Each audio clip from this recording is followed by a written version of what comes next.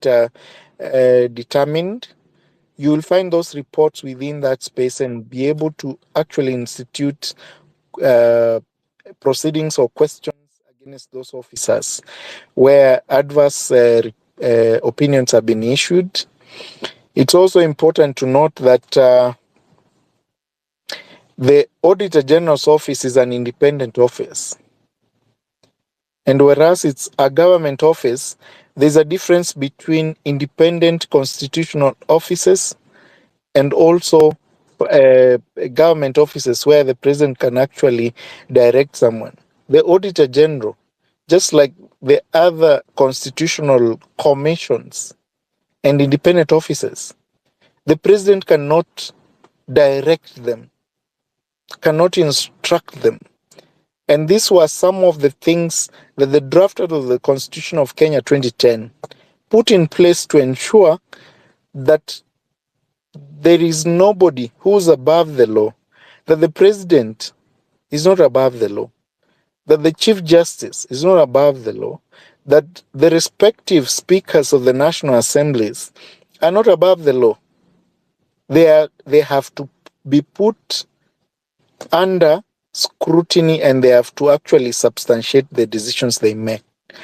I will not go back to the Montesquieu rules on separation of powers and the respective functions of the independent offices that are in place under the three arms of government.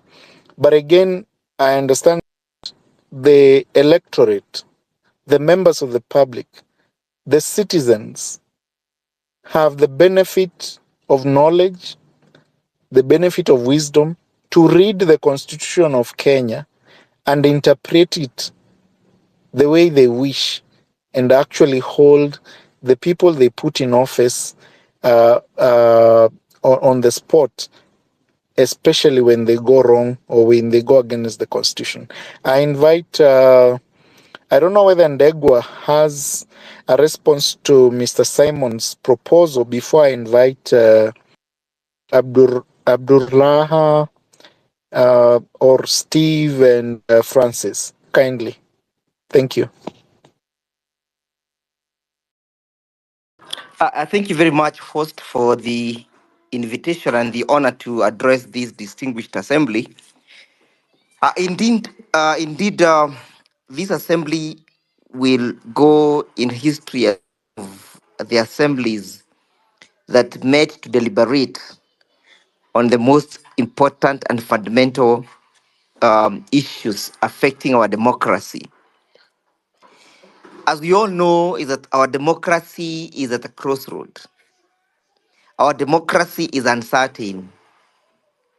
The course to which our democracy will take henceforth is not capable of being ascertained as at now, because there are so many moving parts. And these moving parts are the ones that are bringing up about the question of duplicity. I will address duplicity in respect of the current existing situation and whether or not this duplicity can be harnessed to bring forth the question of synergy. I'm aware that there are some institutions that are undertaking some roles, like the Kenya National Human Rights Commission. I have met one of the commissioners, I'll not mention his or her name, and I'm aware that they are doing serious documentation on the matters and the episodes that are unfolding. But remember, the Kenya National Human Rights Commission is an affiliate of government. It's also paid, or rather they draw their finances from the exchequer, and there's some extent that they cannot perhaps be able to push because of the delicate balance that they find themselves in. On the other hand, LSK, having been established via an act of parliament, enjoys some serious autonomy because we are autonomous. We do not get financed by government. We do not even know, sometimes we never benefit from government. So I believe by now we need to have established perhaps even something like a committee or um, a sector within ourselves to collate and collect the evidence in respect to the unfolding events. You remember, towards the clamor of the multi-party democracy, LSK was an integral player to the repealing of Section 2A. And to be honest, most of the people are awaiting the lawyers in various spaces to give guidance. Why so? Because the members of the public have realized that although we are engaging ourselves in a political question, it is not likely possible that we're able to resolve the political question without having to intermeddle with the constitution. Like I said earlier, there's perhaps an almost agreed preposition that this revolution must remain within the four corners of the constitution. So, in any space that perhaps you might want to join in the future, lawyers are being taxed to give the way forward, to direct the debate, to direct the nation on how we can have a successful revolution within the four corners of the constitution. So when LSK undertakes perhaps to collect evidence, like of those 9 bodies that were unfortunately discovered somewhere in a dump site, I do not think that LSK will be duplicating its roles. It is within the LSK statutory mandate to, to assist the community, even from a moral perspective, and not just to collect the evidence, but also to make sure that the evidence and evidence that is collected and collated is put into use and effect. So on that question of duplicity, I think we are good to go. We shall not be condemned of duplicity unless somebody else comes and says, I have also collected this evidence. I have done X, Y, Z in respect to the evidence that I have so far collected. So in my view, we need to move on. We need to soldier on. We need to create a serious parallel, perhaps, desk of missing persons so that we're able to take stock of those individuals who are missing. And this missing person's desk, I believe, should not be somewhere along Tanga Road. It must be a virtual one, because much of the revolution and much of the information is happening virtually. So we need to create a virtual desk where the details of missing persons are brought forth and known to the members of the LSK. So that then, if it then requires an habeas corpus application, we understand that then we can do this. If it's a question of perhaps collection of evidence in terms of post-mortems, we are able to understand, and we're able to get effectively involved. Why? Because we must hold individuals to account of whatever is happening. Personal, we must hold them personally accountable. And that leads me to the question of the police reforms. Is, is it that the police reforms that we require at the moment, is the police participating in the extrajudicial killing because they have not reformed? I don't think so.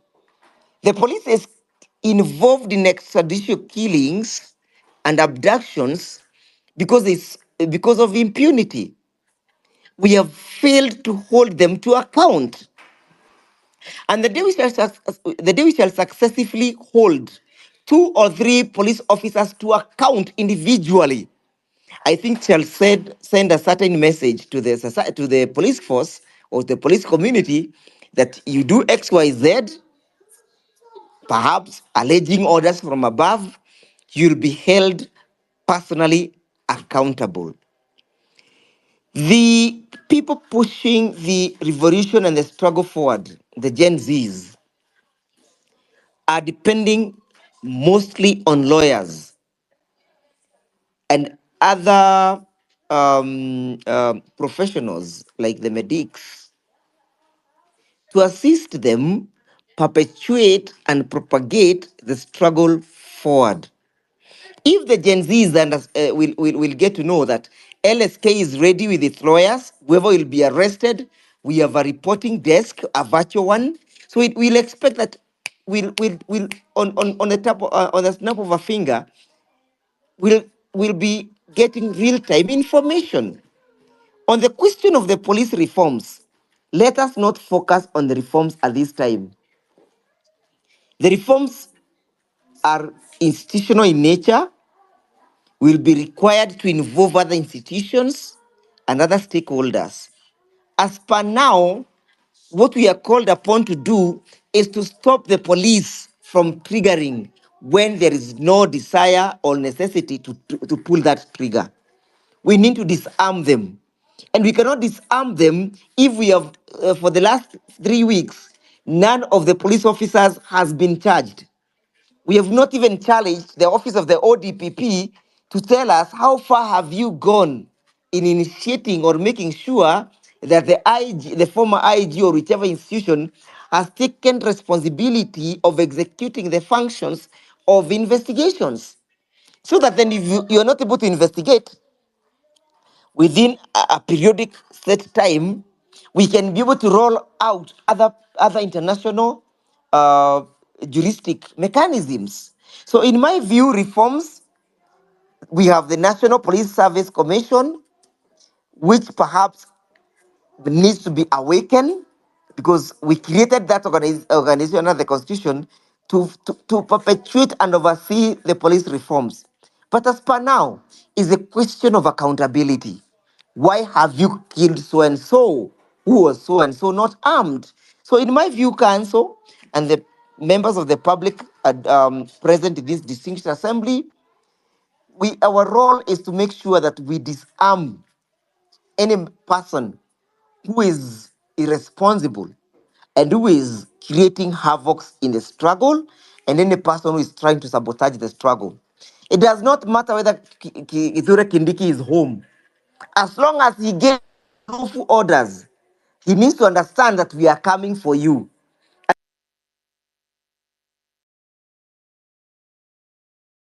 Case, I'd like to rest my and pass over to the microphone for someone else to address the most crucial issues. Thank you, Council. Thank you.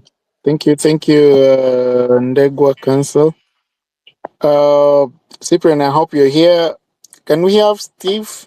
Steve, I can see Yes, your hand is raised. Kindly proceed. yes, I will request you to, yes, I'll Thank you. request you before you proceed. Sorry to interrupt you, bro.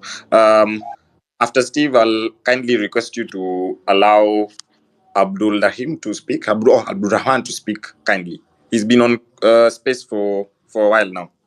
That is fine. That is fine, actually. We can have him after Steve. Kindly. Thank you. Okay, thank you. Thank you, Owakili. And I'm also happy to see LSK president around and Owakili Ndegwa. Now, my quick concern, literally is a concern that I also need to be addressed, and I've had Owakili Ndegwa also mentioning part of it now.